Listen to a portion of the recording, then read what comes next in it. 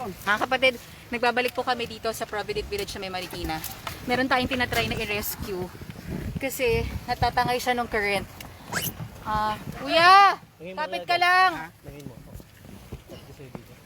Saan yung ano? Nakikita. Oh, shit.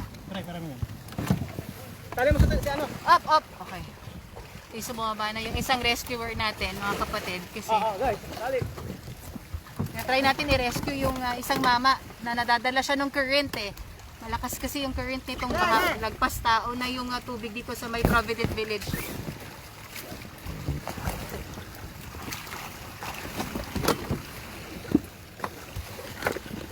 Patingin ano baka buwan na po. Daming wa. Manawa ka. Baka mo yan. Baka mo yung bote. Baka mo. Oh, bita ka na dyan. Hawak ka lang ha. Kuya Mike. Hari. Yung dalawang kamay mo, tapos mo na iapos dyan. Sige. Sige. Lapit ka lang. Sige.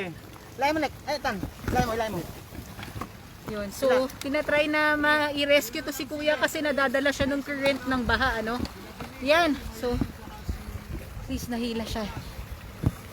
Huwag ka bumitaw sa tali ah. Angat mo katawan mo. Saan ba galing sir? Ba't lumungi kayo? Saan kayo galing, sir? Diyan po sa ano? Op. Angat ko ah. Kuya Mike. 1, 2, 3. Okay. Kuya, ingat. Kaya? Okay ka lang. Kasama ko po siya. Sir, doon ka muna para may space tayo. Sige, sir. Ano?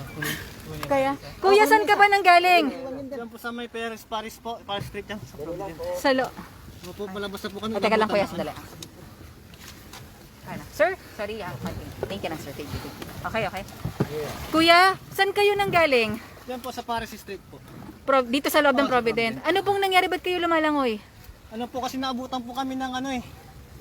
Ng biglang pagragos po ng tubig eh. Tapos, Palabas po sana kami. Punta po kami ng Cubao. yung bahay po ninyo, lumubog na. Lumubog na po eh. Sino pang nandun? Yung ibang kasama mo na po sa bahay, lumipat po sa kabilang bahay. Sige. Ano pong nangyari sa inyo doon? Ba't kayo nagpa-rescue? Pitik mo yung paa mo pag angat sa'yo. Nadala ka? Opo. Ito pa yung isa. Sige kuya, dito ka sa bandang likod. Anong pangalan nyo, kuya? Alfred po, Alfred. Alfred. Panit, tari ko. Kuya, saan kayo galing? Din po. Ano, sabay kami na tayo po. Kasi pumunta kami dyan kanina. Oo. Kaya ano sana namin yung mga gamit. Itataas namin yung paglabas namin biglang umabot. Oo. Kasi po yung sasakyan namin nandun na. Oo. Okay, kuya. Ano? Sige, bitaw.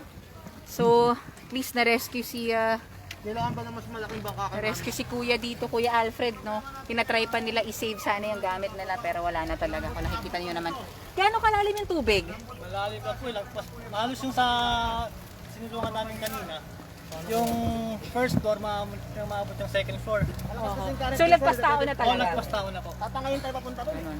Hindi talaga pwede. Dito lang talaga Lagpas tayo tao pwede. na yung tubig eh. Tinatry pa ng ibang residente sana mag-save ng gamit pero wag na siguro dahil delikado, mga kapatid.